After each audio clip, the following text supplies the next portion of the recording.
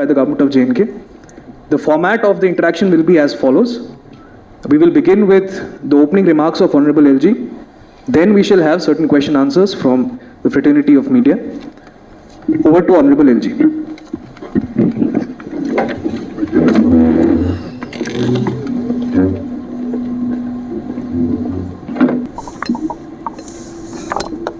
सभागार में उपस्थित हमारे सभी वरिष्ठ सहयोगी, किसान भाइयों, मंच पर विराजमान हमारे मुख्य सचिव डॉक्टर मेहता, मेयर साहब हमारे जम्मू के, और जो एपेक्स कमेटी बनी थी उसके चेयरमैन आदरणीय डॉक्टर मंगला राय जी, आदरणीय डॉक्टर दलवई, आदरणीय डॉक्टर जोशी, हमारे दोनों वाइस चांसलर डुल्लू साहब, मीडिया के मित्रों, मैं सबसे पहले आप सबका आज की इस प्रेस कॉन्फ्रेंस में स्वागत करता हूं। आए दिन किसी न किसी कार्यक्रम में आप में से बहुत सारे मित्रों से भेंट होती है, लेकिन वो मुलाकात कुछ ऐसी होती है कि आपको भी जल्दी रहती है, हमको भी जल्दी रहती है।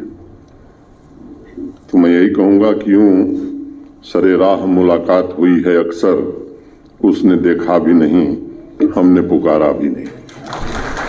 कई बार आप लोग अपने अपने असाइनमेंट के लिए निकल जाते हैं और कई बार मुझे अगले कार्यक्रम की मसरूफियत की वजह से जाना पड़ता है।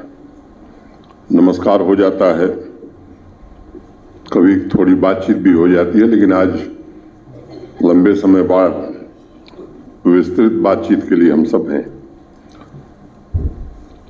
और खुशी है मुझे कि अरसे बाद हम लोग बातचीत के लिए आज इकट्ठे हैं। 2-3 वर्षों में सामाजिक और आर्थिक व्यवस्था के सभी क्षेत्रों में जम्मू कश्मीर प्रशासन ने अनेक प्रयासों को आगे बढ़ाने की कोशिश की है, उन्हें नए आयाम दिए हैं और उसके केंद्र बिंदु में सामान्य नागरिक की आशा, अपेक्षा और आकांक्षाएं कैसे पूरी हो सकती हैं, इस पर विशेष ध्यान दिया है।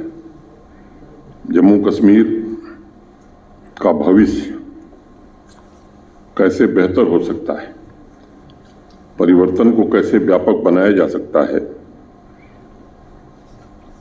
ढेर सारी स्कीम्स पिछले 3 वर्षों में 5 अगस्त 2019 के बाद माननीय प्रधानमंत्री जी के नेतृत्व में प्रारंभ की गई है, लेकिन मैं आज 3 प्रमुख स्कीम्स का जिक्र करूंगा जो अभी 2 दिन पहले एडमिनिस्ट्रेटिव काउंसिल की बैठक में हम सबने स्वीकृत किया है। पहली योजना जो है वो एग्रीकल्चर और एलाइड सेक्टर को लेकर के है।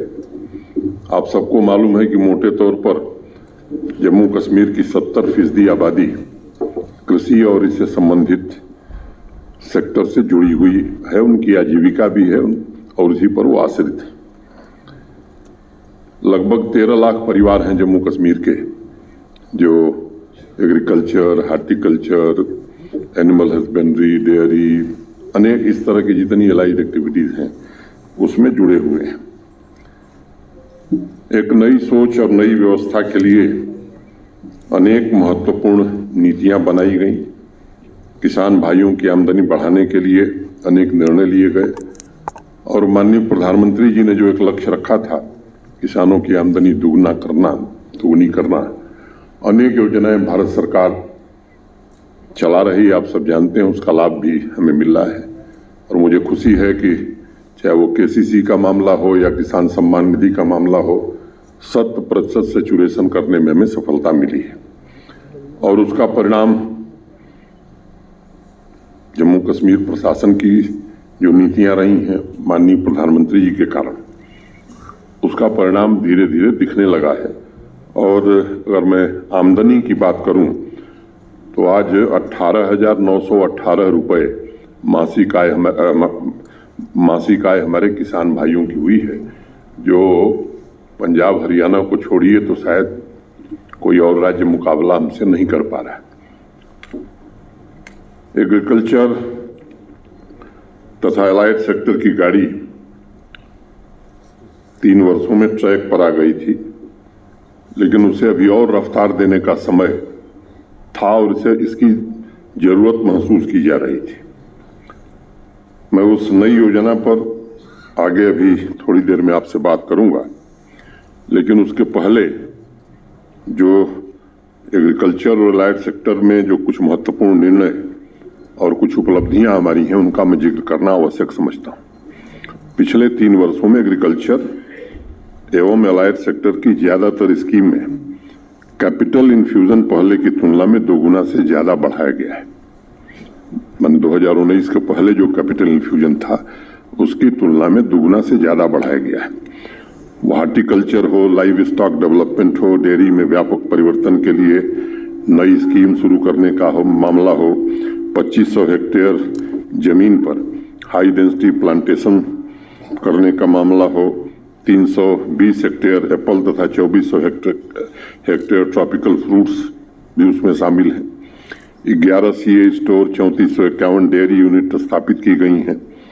लाइव स्टॉक सेंटर में आत्मनिर्भर जम्मू कश्मीर के लक्ष्य के साथ यूटी कैपेक्स में 4 नई स्कीम शुरू की गई थी। हमने सीप हस्बेंड्री सेक्टर को अपग्रेड करने के लिए न्यूजीलैंड के साथ एक एमओयू भी किया था।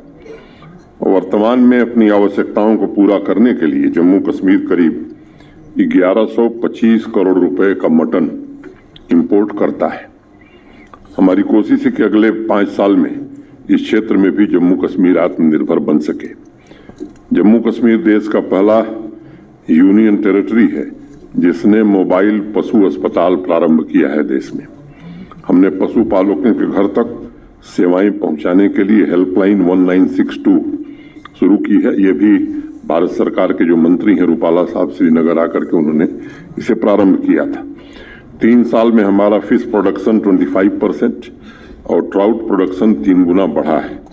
17,000 फिशरमैन के लिए 6,000 से ज्यादा आवास देने में हमें सफलता मिली है। इस तरह के अनेक महत्वपूर्ण पड़ाव हमने 3 सालों में पार किया है। लेकिन सबके मन में कहीं न कहीं एक बात उठती थी कि खेती किसान की केवल जीविका का साधन नहीं होना चाहिए, बल्कि उसे कैसे किसान की समृद्धि का माध्यम बनाया जा सके। चुनौतियां चाहे वो क्लाइमेट चेंज की हो, लैंड डिग्रेडेशन की हो, मार्केट की समस्या हो, किसान भाइयों को कैसे संरक्षित किया जाए, ये विचार बराबर चर्चा में रहता था।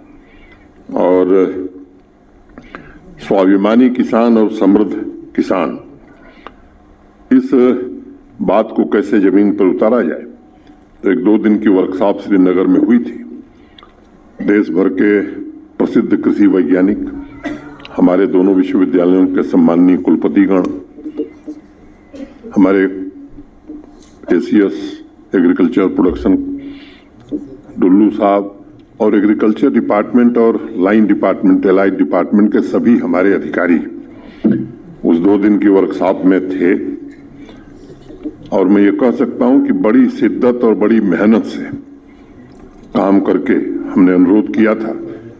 उसके चेयरमैन डॉक्टर मंगला राय साहब थे कि एक तो मिशन बना के हमको दे दीजिए जल्दी से जल्दी, जो हम आने वाले 4-5 साल में इम्प्लीमेंट कर सकें, और एक विजन जो लंबे काल तक जम्मू कश्मीर को आगे ले जाएगा।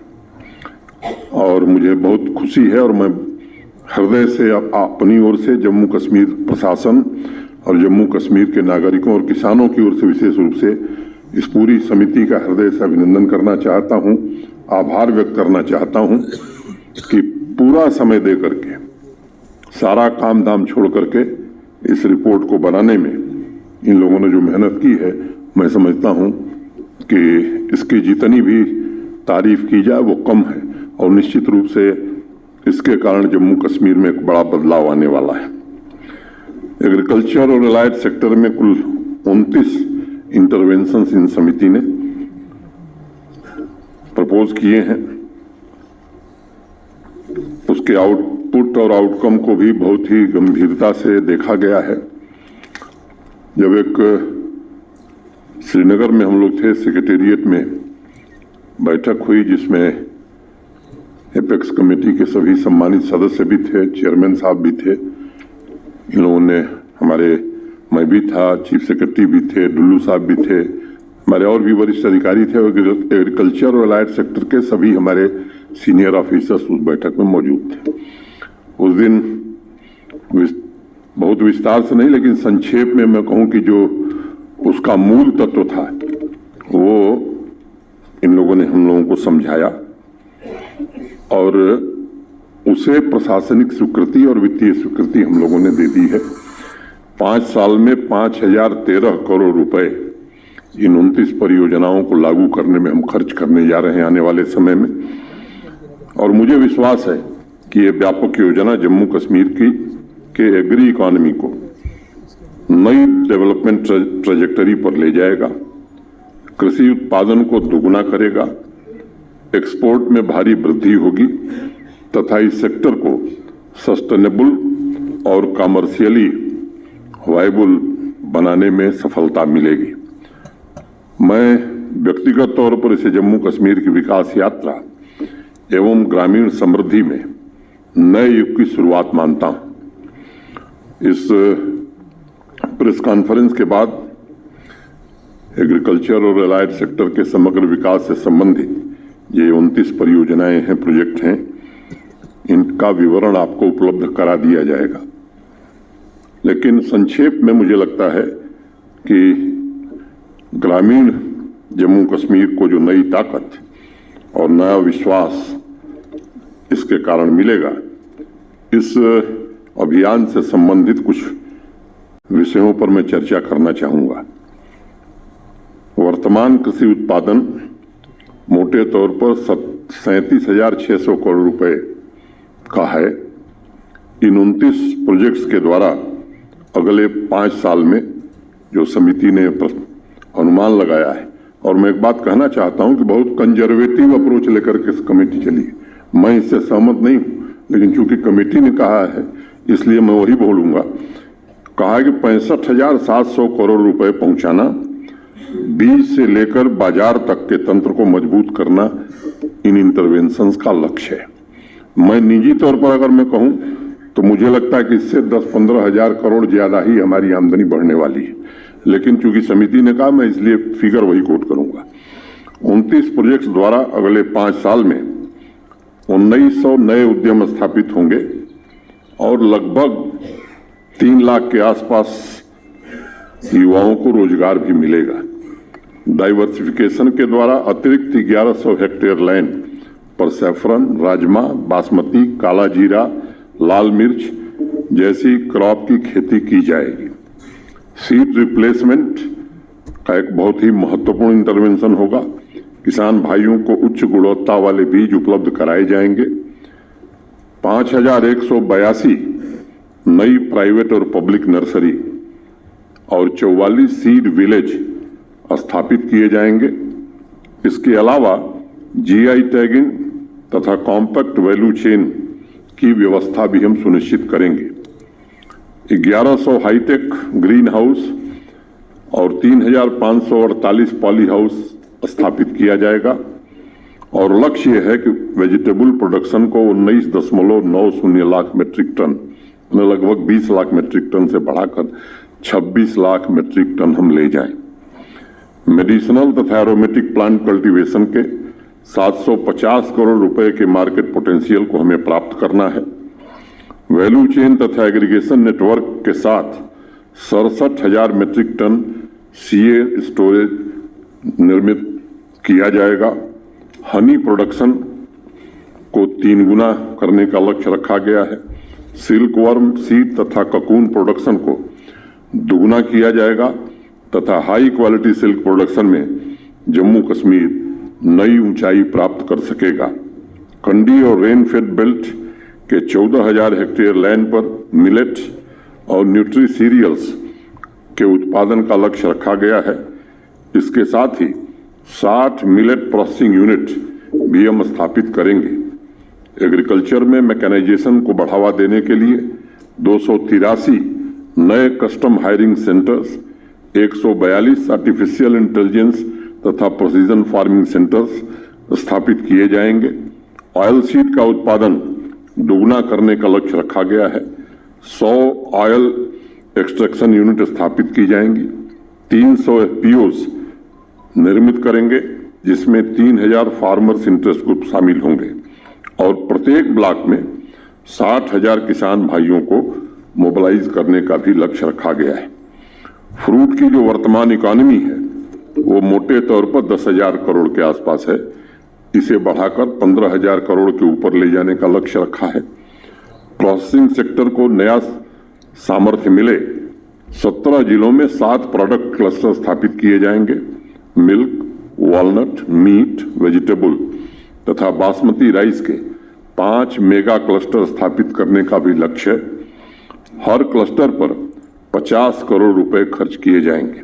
इसके अलावा 25 करोड़ रुपए की लागत से चेरी का मिडी क्लस्टर तथा 12.5 करोड़ रुपए की लागत से ट्राउट का एक मिनी क्लस्टर निर्मित किया जाएगा।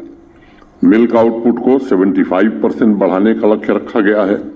वर्तमान में जितने मिल्क की प्रोसेसिंग हो रही है उसका 3 गुना से ज्यादा अगले 5 वर्षों में प्रोसेसिंग हो, इसको किया जाएगा। 500 विलेज लेवल कलेक्शन यूनिट और 50 बल्क मिल्क चिलर्स स्थापित किए जाएंगे। डिसेंट्रलाइज्ड डिसीजन मेकिंग के लिए पंचायतों में 2000 किसान खिदमत सेंटर्स स्थापित किए जाएंगे, जो कृषि विज्ञान केंद्र, लाइन डिपार्टमेंट तथा कृषि विश्वविद्यालयों के साथ मजबूत संबंध स्थापित करेगा। जो हमारे स्टूडेंट्स हैं, खासतौर से एग्रीकल्चर यूनिवर्सिटी में पढ़ रहे हैं, उनको भी हम किसानों के साथ, समाज के साथ जोड़ करके उनकी क्षमता का भी पूरा उपयोग हम कर सकें, इसकी भी व्यवस्था इसमें की जाएगी। आज सबसे बड़ी चुनौती स्मॉल तथा मार्जिनल फार्मर्स को गरीबी के चक्र से मुक्ति दिलाना है। ये सभी 29 प्रोजेक्ट्स जम्मू कश्मीर के लगभग जितने भी मार्जिनल फार्मर्स हैं, एक अनुमान है कि 2.62 लाख मार्जिनल फार्मर हैं, उनके जीवन में एक बड़ा बदलाव लाएगा और 13 लाख किसान परिवारों को आर्थिक सुरक्षा भी प्रदान करेगा, उन्हें आत्मसम्मान भी देगा, उनके आत्मविश्वास एवं उनके स्वाभिमान को नई सामर्थ्य भी देगा। मित्रों, व्यवस्था में बदलाव के साथ साथ सामाजिक जीवन में भी बदलाव आवश्यक है और ऐसे ही 2 और एम्बिशियस कार्यक्रम मैं आपके साथ साझा करना चाहता हूं।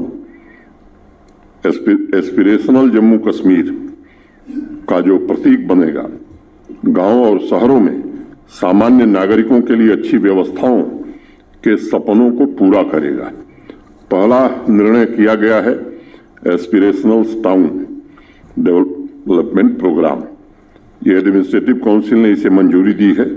पूरे देश में ये अपनी तरह का पहला प्रोग्राम होगा जो जम्मू तथा श्रीनगर दोनों म्यूनिसिपल कॉरपोरेशन, 19 म्यूनिसिपल काउंसिल्स और 57 म्यूनिसिपैलिटीज यानी कुल 78 टाउन्स की रैंकिंग करेगा, उनके डेवलपमेंट बेंचमार्क को तय करेगा और सभी शहरों को सस्टेनेबल और सुंदर बनाने में पथ प्रदर्शक का काम करेगा। ये भी योजना 5 साल के लिए होगी। सभी शहरों का परफॉर्मेंस एग्जामिन किया जाएगा। करने के लिए म्युनिसिपल डेवलपमेंट इंडेक्स हमारे प्रमुख सचिव धीरज गुप्ता जी, उनके सहयोगियों ने तैयार किया है और 7 की पिलर्स हैं: quality of life, services, economic ability, technology, urban planning, governance, sustainability and climate resilience तथा सिटीजन परसेप्शन के अंतर्गत 37 कैटेगरी तथा 138 इंडिकेटर्स के आधार पर उनके विकास को मापा जाएगा। इस इंडेक्स के लिए सर्वेक्षण का काम आने वाले समय में जल्दी पूरा किया जाएगा। मैं उम्मीद करता हूं कि मार्च-अप्रैल तक ये काम हम खत्म करेंगे। इसके आधार पर बेस्ट परफॉर्मिंग शहरों को इनकरेज और इंसेंटिवाइज भी किया जाएगा। इसके लिए अर्बन रिफॉर्म इंसेंटिव फंड की स्थापना की गई है और उसमें 200 करोड़ रुपए एडिशनल फंड एस्पिरेशनल टाउन्स के लिए रखा गया है। इस ग्रांट के लिए कुछ इंडिकेटर्स तय किए गए हैं जिसके आधार पर ही पैसा दिया जाएगा। एस्पिरेशनल टाउन के कार्यान्वयन के प्लानिंग, मॉनिटरिंग तथा डेवलपमेंट डिपार्टमेंट के अंतर्गत प्रोजेक्ट मॉनिटरिंग यूनिट की स्थापित की जाएगी। IT department municipal development index के प्रोग्राम को मॉनिटर करने के लिए डैशबोर्ड स्थापित करेगा। सभी डीसीज डिपार्टमेंट के हेड के साथ मिलकर एस्पिरेशनल टाउन डेवलपमेंट प्लान तैयार करेंगे, जिसके द्वारा हम स्पीडी डेवलपमेंट के लिए योजनाओं के कन्वर्जेंस पर विशेष रूप से ध्यान केंद्रित करेंगे। सभी शहरों के लिए अभी पीछे जब माई टाउन माई प्राइड कार्यक्रम चल रहा था तो प्रभारी नियुक्त किए गए हैं। मूल रूप से टाउन के मेंटर के रूप में वर्ष भर वो काम करेंगे। हमारा लक्ष्य है कि अगले 5 साल में जम्मू कश्मीर का हर शहर आदर्श शहर हो, नागरिकों को सभी सुविधाएं उपलब्ध कराकर उनके जीवन स्तर को ऊपर उठाया जाए।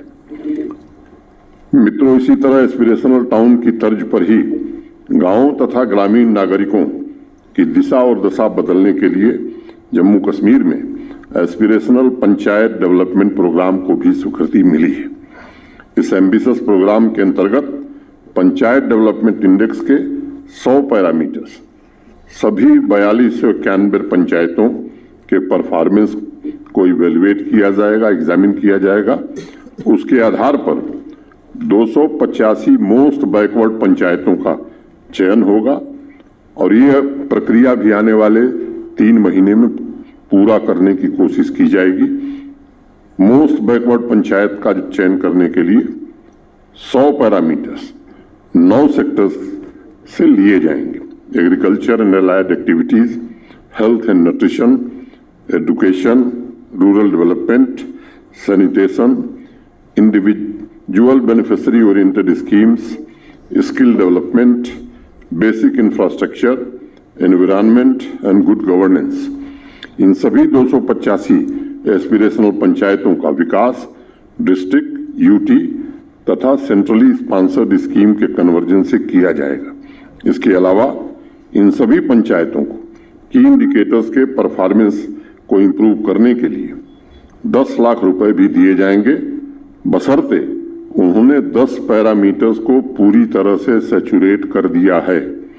ये 10 पैरामीटर्स होंगे: soil health card, land passbooks, Kisan credit card, Shram card issued to eligible labourers, 100% institutional births, 100% vaccination of children in the age group of 9 to 11 months, 0% out of school children, 100% solid waste collection and treatment, Aadhaar seeding with Manrega cards, issuance of golden cards under PM-JAY सेहत।